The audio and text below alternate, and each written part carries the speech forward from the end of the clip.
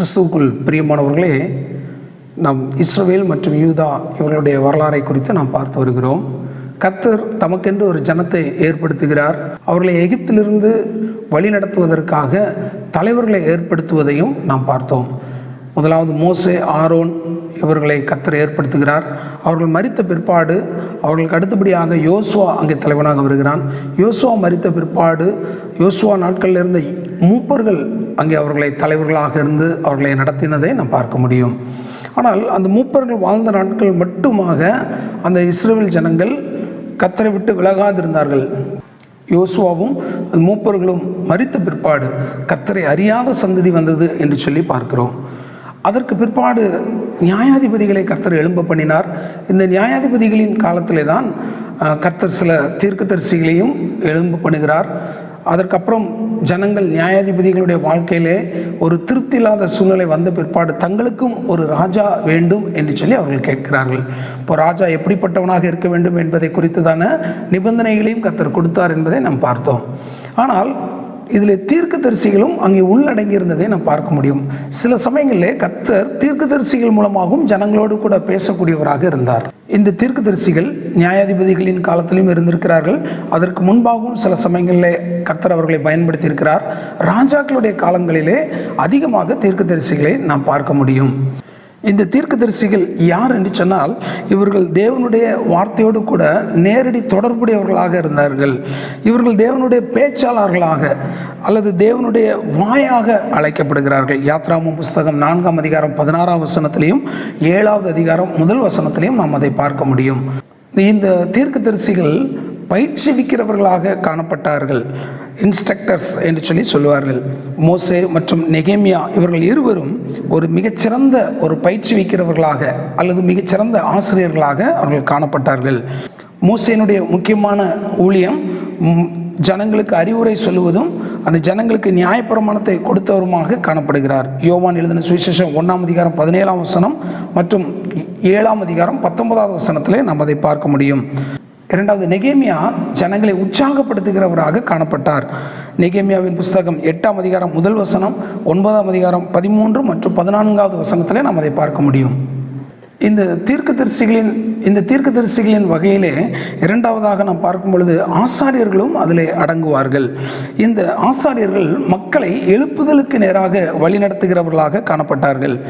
இந்த ஆசாரியர்கள் மற்றும் தீர்க்கதரிசிகள் நியாயப்பிரமாணத்தின் நிர்வாகிகள் என்று அழைக்கப்பட்டார்கள். லேவியராகமம் 10ஆம் அதிகாரம் 8லிருந்து 11 வரைக்குமாக நாம் அதை பார்க்க முடியும். ஓசியா மற்றும் மல்கியா இருவரும் ஆசாரியர்களாகவும் தீர்க்கதரிசிகளாகவும் இருந்து நியாயப்பிரமாணத்தை கற்பிக்கும் பொறுப்பாளர்களாக இருந்ததை நாம் பார்க்க முடியும். ஓசியா 4ஆம் அதிகாரம் 6ஆம் வசனத்திலையும் மல்கியா 2ஆம் அதிகாரம் 7ஆம் வசனத்திலையும் நாம் அதை பார்க்க முடியும். இவர்கள் இருவருமே ஆசாரியர்களாகவும் தீர்க்கதரிசிகளாகவும் இருந்து ஜனங்களுக்கு நியாயப்பிரமாணத்தை கற்றுக் கொடுத்தவர்களாக இருந்தார்கள். மூன்றாவதாக, இந்த தீர்க்கதரிசிகள் ஆலோசனைக்காரர்களாகவும் இருந்திருக்கிறார்கள். அவர்கள் ஞானிகள் என்றும் அழைக்கப்பட்டனர்.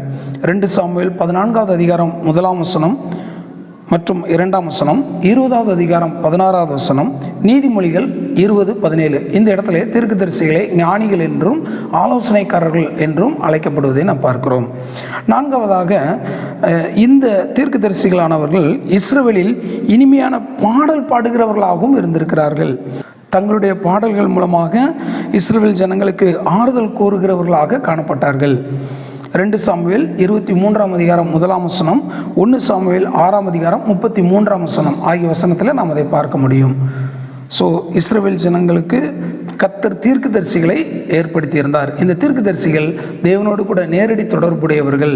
ஜனங்களுடைய காரியத்தை தேவனிடத்திலையும் தேவனுடைய காரியத்தை ஜனங்களிடத்திலையும் சொல்லக்கூடியவர்களான இந்த தீர்க்கதரிசிகள் இவர்கள் பயிற்சிவிக்கிறவர்களாக காணப்பட்டார்கள். அடுத்து இரண்டாவது, இவர்கள் ஆசாரிய வகையை சார்ந்தவர்களாகவும் இருந்தார்கள். மக்களை எழுப்புதலுக்கு நேராக வழிநடத்தினார்கள். நியாயப்பிரமாணத்தை கற்றுக் கொடுத்தவர்களாக இருந்தார்கள். ஆலோசனைக்காரர்களாகவும் இருந்திருக்கிறார்கள். அவர்களை ஞானிகள் என்று அழைத்தார்கள் என்று சொல்லி பார்த்தோம். மட்டுமல்ல, அவர்கள் பாடகர்களாக தேவனுடைய ஆலயத்தில் பாடல் பாடக்கூடிய பாடகர்களாகவும் காணப்பட்டார்கள். மக்களுக்கு ஆறுதல் தரக்கூடிய வார்த்தைகளை பாடல்களாக பாடிய தீர்க்கதரிசிகளும் ஆகவும் காணப்பட்டார்கள். இந்த தீர்க்கதரிசிகள் ஜனங்களாலே நிந்தைகளையும் அவமானங்களையும் அடைந்தார்கள். அநேக சமயங்களிலே ஜனங்கள் தீர்க்கதரிசிகளை வெறுத்த நேரமும் உண்டு. எரேமியா அதை குறித்து சொல்கிறார். எரேமியா 20ஆம் அதிகாரம் 7, 8, 9 ஆகிய வசனங்களை நான் வாசிக்கிறேன். நாள்தோறும் நகைப்புக்கு இடமானேன், எல்லோரும் என்னை பரியாசம் பண்ணுகிறார்கள். நான் பேசினது முதற்கொண்டு கதறுகிறேன், கொடுமை என்றும் பால்கடிப்பு என்றும் சத்தமிட்டு கூறுகிறேன். நான் கூறின கர்த்தருடைய வார்த்தை நாள்தோறும் எனக்கு நிந்தையும் பரிகாசமும் ஆயிற்று. ஆதலால் நான் அவரை பிரஸ்தாபம் பண்ணாமலும் இனி கர்த்தருடைய நாமத்தினாலே பேசாமலும் இருப்பேன் என்றேன். ஆனாலும் அவருடைய வார்த்தை என் எலும்புகளில் அடைப்பட்டு எரிகிற அக்கினியைப் போல் என் இருதயத்தில் இருந்தது. அதை சகித்து இளைத்து போனேன், அது எனக்கு பொறுக்கக்கூடாமற் போயிற்று. இங்கே எரேமியா தன்னுடைய வாழ்க்கையிலே அவன் எவ்வளவாக வேதனைப்படுகிறான், கதறுகிறான். இனிமேல் நான் தேவனுடைய வார்த்தையை சொல்லப்போவதில்லை, ஜனங்களால் இவ்வளவு நெருக்கப்படுகிறேன் என்று சொல்லுகிறான். ஆனாலும் கர்த்தருடைய வார்த்தை அவனை நெருக்குகிறதை நாம் பார்க்க முடியும். எப்படி நான் அமைதியாக இருக்க முடியும் என்று சொல்லுகிறான். இங்கே நாம் பார்க்கிறோம், ஆதலால் நான் அவரை பிரஸ்தாபம் பண்ணாமலும் இனி கர்த்தருடைய நாமத்தினாலே பேசாமலும் இருப்பேன் என்றேன். இவ்வளோ மேலே எல்லாரும் என்னை பரியாசம் பண்ணுகிறார்கள், எனக்கு நெருக்கத்தை கொடுக்கிறார்கள், கொடுமைன்னு சொல்கிறாங்க. நான் இனிமேல் நான் பேச மாட்டேன்னு சொல்கிறான். ஆனாலும் அவருடைய வார்த்தை, கர்த்தருடைய வார்த்தை என் எலும்புகளில் அடைப்பட்டு எரிகிற அக்கினியைப் போல் என் இருதயத்தில் இருந்தது. அதை எப்படி என்னால் சொல்லாமல் இருக்க முடியும் என்று சொல்லுகிறான். எவ்வளவு பிரச்சனைகளை தீர்க்கதரிசிகளை சந்தித்திருக்கிறார்கள். ஆனாலும் கர்த்தர் என்ன சொல்லுகிறாரோ அந்த வார்த்தையை ஜனங்களுக்கு அறிவித்து வந்தார்கள். இந்த தீர்க்கதரிசிகளுக்கு வேதத்திலே வேறு சில பெயர்களும் கொடுக்கப்பட்டிருக்கின்றன. முதலாவது ஞான திருஷ்டிக்காரன், 1 சாமுவேல் 9ஆம் அதிகாரம் 9வது வசனத்தில் அதை நாம் பார்க்க முடியும். இரண்டாவது தேவனுடைய மனுஷன் என்று தீர்க்கதரிசியானவன் அழைக்கப்படுகிறான். 1 சாமுவேல் 9ஆம் அதிகாரம் 6ஆம் வசனம், 1 ராஜாக்கள் 17, 18 ஆகிய வசனங்களே நாம் அதை பார்க்க முடியும். மூன்றாவது தேவனுடைய ஊழியக்காரன், அதாவது தேவனுடைய வேலைக்காரன், சர்வன்ட் ஆஃப் காட் என்று அழைக்கப்படுகிறான். 1 ராஜாக்களின் புஸ்தகம் 18:36, 1 நாளாகமம் 6:49 ஆகிய வசனங்களிலே நாம் அதை பார்க்க முடியும். நான்காவதாக தீர்க்கதரிசியானவன் தூதுவன், அதாவது தேவனுடைய செய்தியை அறிவிக்கக்கூடிய ஒரு தூதுவனாக காணப்படுகிறான். ஏசாயா 42:19 இந்த வசனத்திலே நாம் அதை பார்க்க முடியும். ஐந்தாவது அவன் ஒரு காவலனாக அறியப்படுகிறான். எசேக்கியேல் 3ஆம் அதிகாரம் 17ஆம் வசனம் மற்றும் 33:7 ஆகிய வசனங்களிலே நாம் அதை பார்க்க முடியும். இந்த தீர்க்கதரிசியினுடைய அடிப்படை செய்தி என்ன என்று சொன்னால் 4 காரியங்கள் தான். முதலாவது அந்த ஜனங்களுடைய பாவத்தை, அதாவது தேசத்திலே காணப்படக்கூடிய ஜனங்களுடைய பாவத்தை குறித்து விளக்கமாக எடுத்துச் சொல்வான். நீங்கள் இந்தந்த பாவத்தை செய்திருக்கிறீர்கள் என்று தீர்க்கதரிசியானவன் பாவத்தை குறித்து விளக்கி சொல்வான். இரண்டாவது அந்த பாவத்தை நிமித்தமாக வரக்கூடிய நியாய தீர்ப்பை குறித்து ஒரு எச்சரிப்பை கொடுப்பான். நீங்கள் இந்த பாவத்தை செய்திருக்கிறாய், இந்த பாவத்திற்கு உனக்கு இந்த தண்டனை கிடைக்கும் என்று அந்த எச்சரிப்பை கொடுக்கக்கூடியவனாக இருப்பான். அடுத்து இந்த பாவத்திலிருந்து மனம் திரும்புவதற்கான இலக்கையும் அங்கே வைப்பான். ஸோ பாவத்திற்கான தண்டனையை சொல்வது மட்டுமல்ல, அந்த பாவத்திற்கான மனம் திரும்புதலை குறித்தும் அங்கே ஒரு ஆலோசனை கொடுக்கிறதை நான் பார்க்க முடியும். நீ இந்த பாவத்தை செய்யும் பொழுது அதற்கான தண்டனை கிடைக்கும், ஆனால் மனம் திரும்புவதற்கு கர்த்தர் உனக்கு தருணத்தை கொடுக்கிறார். நீ மனம் திரும்பாத பட்சத்தில் உனக்கு தண்டனை வரும்.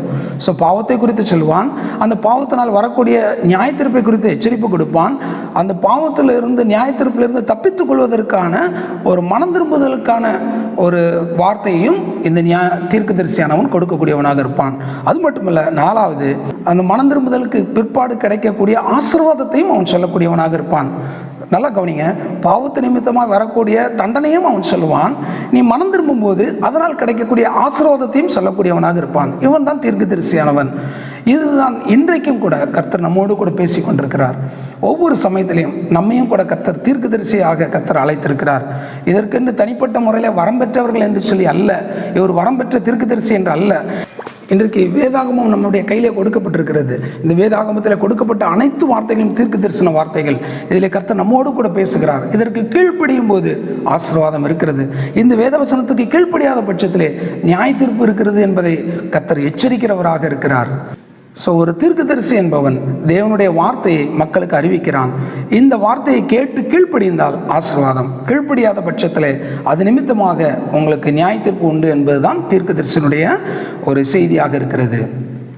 வேதத்திலே அநேக தீர்க்கதரிசிகளை நாம் பார்க்க முடியும். சில தீர்க்கதரிசிகளுடைய பெயர்கள் சொல்லப்பட்டிருக்கிறது, சில தீர்க்கதரிசிகளுடைய பெயர்கள் சொல்லப்படவில்லை, அவர்களுடைய செயல்கள் சொல்லப்பட்டிருக்கின்றன.